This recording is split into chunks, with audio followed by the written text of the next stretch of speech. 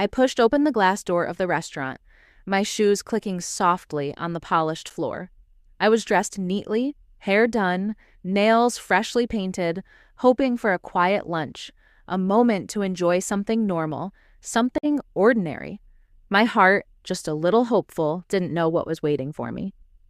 The hostess glanced up, her eyes cold, dismissive, flicking over me like I was a speck of dust. I tried to smile politely, but her thinly veiled disdain made my stomach tighten. I asked softly, "A table for one, please," hoping for a courteous nod, a simple acknowledgement. Instead, she smirked, shrugged, and turned away as if I were invisible. My voice caught slightly, but I repeated myself, trying to keep calm. That's when I noticed the other patrons being seated immediately. Families, couples, friends, laughter spilling over their tables, the kind of laughter that made me feel painfully out of place. A waiter passed behind me, leaned close to the hostess, and whispered something. They exchanged a glance, a suppressed giggle passing between them, and I felt every eye on me tighten into a vice of humiliation. My chest ached, a slow burn of disbelief and shame spreading through me. I cleared my throat, trying again. "Excuse me, I really need a table," my voice trembling just slightly, a fact I hated even as I admitted it to myself. My dignity chipped away with every passing second, the polite veneer cracking under the weight of their mockery. The hostess leaned in, her voice dripping mockery. "Are you sure you belong here?" she asked, letting the words hang, drawing attention. Some diners glanced over, whispering, a few discreetly recording on their phones. My heart sank deeper. Heat rushed to my cheeks. My calm facade collapsed entirely as humiliation swept over me like a wave I couldn't fight. I wanted to disappear. I wanted to scream. I wanted justice right there in front of everyone. But instead, I took a steadying breath. I turned, each step heavy, echoing in the space where laughter and judgment lingered like smoke. Outside, the sunlight hit my face, but it didn't warm me. It only illuminated the sting of rejection twisting inside me, sharpening into something I couldn't yet name. And as I walked away, every echo of their sneers following me, I made a vow. Quietly, almost a whisper to myself, a promise burning in my chest. No one would ever disrespect me like that again. I remember the classroom vividly, sunlight streaming through tall windows, dust motes dancing in the golden haze, and 30 pairs of eager eyes fixed on me. I was proud then, truly proud, standing at the front, chalk in hand, shaping minds that would one day remember me. That pride was my anchor, my quiet joy in a world that often ignored women like me. Even as I smiled at those students, memories of the sacrifices I'd made pressed against me. Late nights grading papers, long hours juggling jobs, stretching every dollar to support family. Often my efforts went unseen, undervalued, dismissed as if they were nothing. I was always expected to give more, to bend, to accommodate, while the world passed me by. I saw myself younger then, strong, capable, kind, yet invisible in social circles. People would nod politely, but never truly see me. I craved respect, small gestures of acknowledgement that rarely came. I learned to hide the ache, to smile while being overlooked, to mask the frustration with patience. And betrayal, it was never far. Friends I trusted whispered behind my back, undermining me in ways subtle and cruel. Each betrayal chipped at me, slowly eroding trust, making my smile sharper and my words measured. I grew wary, quiet, storing each slight, each dismissal in the vault of my memory. I recall moments of helplessness, moments when doors closed in my face professionally, personally, when my voice was ignored, when my presence seemed a nuisance. That sting, being dismissed, minimized, was a pain I carried silently, tucked behind a polite exterior. But there were bright spots too. I think of the first student I truly inspired, the one who wrote me a note of thanks, eyes shining with genuine admiration. That gratitude, that acknowledgement lit my darkest days, reminding me that respect, when given, could bloom in unexpected ways. And now, standing outside that restaurant, I felt the cruel contrast like a knife to the heart. The respect I had always offered, the patience I had extended, met with scorn and laughter. My own humiliation merged with memories of past slights, layering, compounding, fueling a fire I could no longer ignore. Whoosh! Every previous humiliation resurfaced. The casual dismissals, the quiet snubs, the subtle mockery. Each one now converged with the sting of today, and I felt simmering anger rise from deep within, coiling like a spring ready to strike. The emotional wound, once tender and private, began to harden, reshaping my embarrassment into something purposeful. I saw clearly that subtle, inevitable justice could be mine, a reckoning that would not be rushed, but would arrive with precision. This wasn't just about the restaurant. It was a lifetime of overlooked respect, of being underestimated, finally demanding its due. That weight, the cumulative underestimation, the disregard, the endless invisibility, became a quiet, burning force inside me. I realized then that this force could be channeled, harnessed into a meticulous plan, a strategy born of pain, guided by years of experience, fueled by the certainty that those who dared disrespect me would one day face their own reflection in the mirror of consequences. I found myself returning to that restaurant every day, not to eat, but to watch. I stood across the street, blending into the background as I quietly noted everything. The staff routines, the rushed peak hours, the moments when customers swarmed, and when the place fell eerily quiet. I watched who smiled genuinely and who faked it. I watched who cut corners, who rolled their eyes, who treated guests like burdens. My humiliation had sharpened my vision. Nothing escaped me now. When the doors opened each morning, I slipped close enough to hear the conversations the staff thought no one noticed. The hostess, her voice sharp, careless, mocked customers with the servers, bragging about sending undesirable guests away. Their arrogance flowed freely, unfiltered, as if cruelty were part of the uniform. I listened in silence, my jaw tight, realizing my humiliation wasn't an accident. It was a habit for them. Those snide voices pulled old memories from the shadows. Flashbacks hit me. Other restaurants, other rooms, other days where I'd been publicly dismissed or talked down to. Each humiliation threaded itself together, forming a pattern I'd once ignored. Now, for the first time, I saw the full picture. This wasn't new. It was a lifetime of being minimized by people who had never bothered to know me. Olai. So I began to build something quiet and powerful. I reached out to former students, the ones who knew my strength, my integrity. I spoke to old colleagues who had watched me endure every storm with grace. Even neighbors who had seen my calm composure offered their support. A network formed, subtle but steady, a circle of people who respected me more than I had ever respected myself. Then I turned to the digital world. Anonymous reviews, honest, detailed, started appearing online. Not cruel, not exaggerated, just the truth about the restaurant's mediocre service and careless staff. Truth has a way of spreading faster than lies, and it did. Soon, I noticed the cracks. Servers grew defensive. Managers hovered nervously near tables. The hostess stopped laughing as loudly. Customers complained more often, and the staff's strained smiles revealed the pressure beginning to build beneath the surface. I walked inside one afternoon, not to confront them, but to test the waters. A minor issue unfolded, barely significant, but I addressed it politely, watching how management scrambled to correct it. Their nervousness told me one thing. They recognized me now, not as the woman they had mocked, but as someone who mattered. The hostess looked at me again, that same smirk tugging at her lips. But this time I saw uncertainty behind her eyes. She didn't realize it yet, but she was already standing at the edge of her own downfall. And as I walked out, I felt a slow, steady vision forming, clear, sharp, inevitable.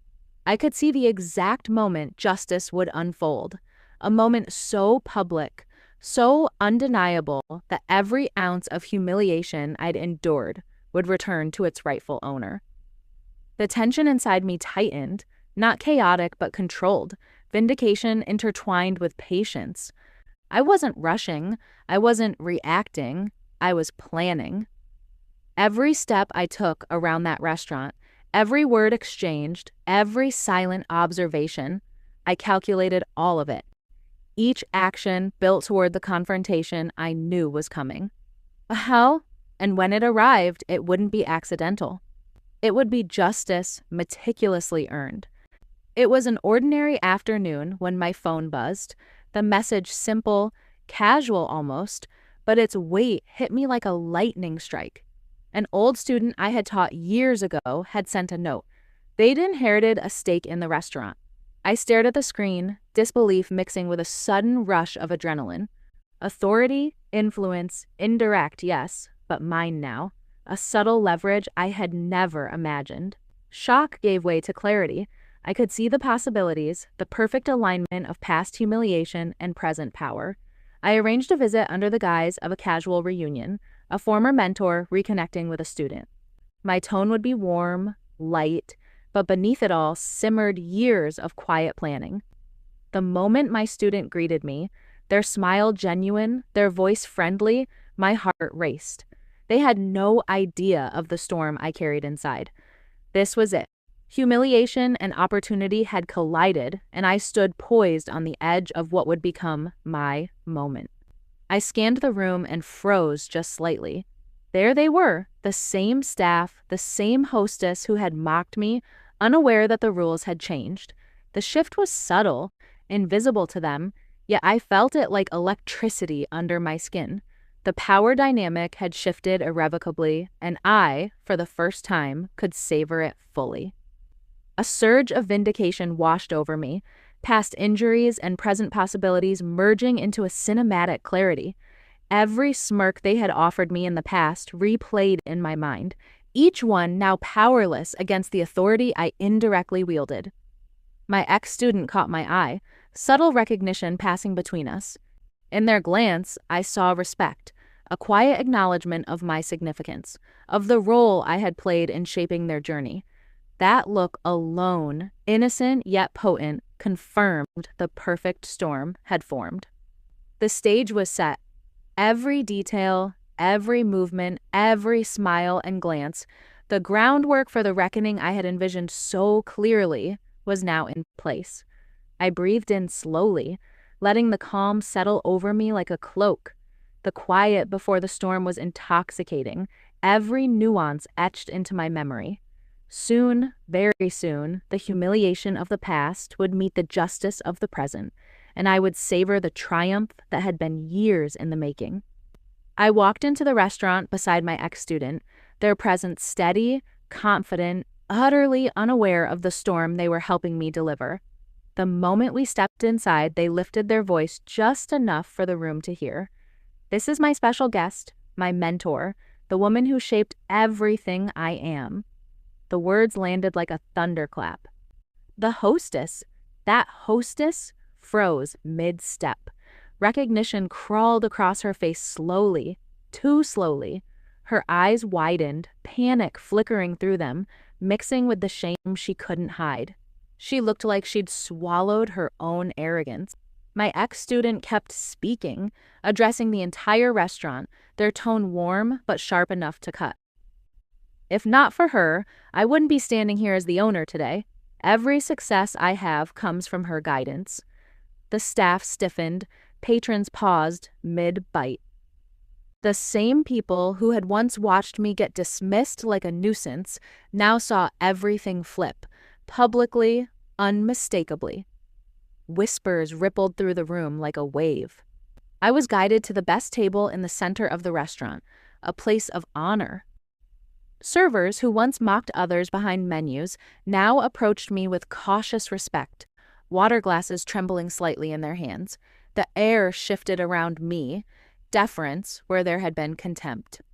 The hostess tried to regain composure, her voice cracking as she attempted a smile. "Whoa, welcome back, ma'am. We're honored to have you." but the mask she wore crumbled with every stutter, every darting glance. Her arrogance collapsed under the weight of the truth now exposed for everyone to see. I savored every moment. The respectful placement of the menu before me. Oh, the steady, reverent tone of the server's voice. The way my ex-student hovered protectively, making it clear that the balance of power had shifted forever. And between each act of respect, flashbacks flickered in my mind. The day they mocked me, the humiliation I swallowed, the early mornings I spent observing, the network I built, the quiet patience I sharpened into strategy. All of it aligned perfectly with this moment. Then, with a casual ease that sliced deeper than anger, my ex-student addressed the staff again. We're implementing new training and performance standards, things inspired by my mentor's values: respect, empathy, professionalism, qualities this team has been lacking. A thin, unmistakable hint of legal and managerial leverage hung in the air. The hostess paled, the servers stiffened. Everyone understood exactly what was being said and what wasn't. When I finally rose to leave, the air felt thick enough to cut. Staff members scrambled to offer polite goodbyes they should have given long ago. Their eyes followed me, wide and humbled, every look a silent admission of their misjudgment. Emotional justice settled into my chest like a deep, calm breath. The humiliation they had tried to pin on me no longer lived inside me. Respect, undeniable, public, irreversible, belonged to me now. As I walked toward the exit, the hostess stood frozen, her forced smile trembling, her gaze flickering with regret and fear. I didn't need to say a single word. The door closed behind me, and the image of her, small, shaken, exposed, burned into memory like the final frame of a cinematic reckoning. I walked home slowly, each step measured, replaying every moment in my mind. The hostess frozen, the whispers in the dining room, the way the staff had faltered under the weight of truth. Every glance, every gesture, every detail of that reversal was etched into my memory. I savored the shift in power, the control I had quietly reclaimed, letting it settle like a slow, steady fire in my chest. I thought about the years it had taken to get here: patience, strategic thinking, emotional intelligence. These weren't just words. They had been my tools of justice, honed over decades of being underestimated, ignored, dismissed, and now, for the first time, they had worked flawlessly. Messages from my ex-student filled my inbox, each one brimming with gratitude. "I couldn't have done this without you," one read. Their acknowledgement felt like sunlight after a long storm, reinforcing every ounce of vindication I felt in that restaurant. Subtle notes and texts arrived from former students, colleagues, even neighbors, people who had witnessed my composure, my quiet strength, my ability to endure. Each message carried a silent nod to the triumph, a recognition of justice well served. I saw the ripple effect online too. Social media buzzed with comments about the reversal, screenshots of the moment, whispers of the staff's shocked reactions, the tale of an underestimated woman reclaiming respect. It spread far beyond those walls, touching people I would never meet. I thought about the hostess, imagining her perspective. Perhaps she would finally understand, in some quiet corner of her mind, the lesson she had learned too late. Arrogance has a cost, and disrespect is never without consequence. A quiet pride began to replace the anger that had fueled me for so long. I felt a peace I hadn't known in years, the kind that comes from knowing every calculated step had landed perfectly. I documented everything meticulously, every heartbeat, every gesture, every reaction, the humiliation, the strategy, the public reckoning, every detail preserved, a record of the emotional journey and its undeniable outcome. I walked past the restaurant in the days that followed and saw it flourish under respectful management. The staff moved with attentiveness, the atmosphere calm, professional. It was a silent testimony to the consequences of arrogance, a living reminder that respect must be earned, never assumed. And as I returned to my own life, I began planning new personal projects inspired by the clarity, the validation, and the quiet satisfaction of justice finally served. Every decision now carried the echo of that triumph, a reminder that being underestimated is never the end. It is merely the beginning of something far greater. I faced the camera, sunlight streaming across my face, warming the edges of a story that had burned quietly for years. My voice is calm, steady, yet resonant, carrying every ounce of the journey I've lived. Being underestimated, I begin, is never weakness, it's preparation. I recount it all, the sting of public humiliation, the moments I swallowed my pride, the patient observations, the quiet planning that no one noticed, every heartbeat of embarrassment, every pang of frustration, every glance of dismissal is relived with clarity. Flashbacks flicker behind my eyes. The day I was refused a simple table, the whispers of staff, the subtle smirks that cut deeper than any words. Then, the connection with my ex-student, the secret leverage forming, the public reversal, the crescendo of justice that finally landed. Each memory sharp, amplified, cinematic. I share what I've learned. Patience is power. Observation is strategy. Quiet strength can bend the world if you know when to act. I speak of respect, not as a demand, but as a currency, given and received, fragile yet sacred. Those who dismiss it inevitably learn its cost. There is a moral beneath it all, one I hope resonates. Justice is most satisfying when intelligent, calm, precise, when it is measured, deliberate, and undeniable. The camera pans slowly to the restaurant, now bustling with respectful energy. My ex-student nods subtly, a silent acknowledgement of what has passed, of what has been earned. Every frame tells the story of triumph, of patience meeting opportunity. I lean forward slightly, voice soft but firm. Think about the times you've been underestimated. Think about the quiet power you hold. Resilience is a tool, and it can be your weapon if wielded wisely. A pause, a steady breath, and then the final line. Calm but unyielding. True respect is earned, and injustice always finds its stage. The shot lingers, the sunlight catching the subtle satisfaction on my face, the tension and resolution coexisting. Fade out. The story of poetic cinematic justice hangs in the air, undeniable and complete.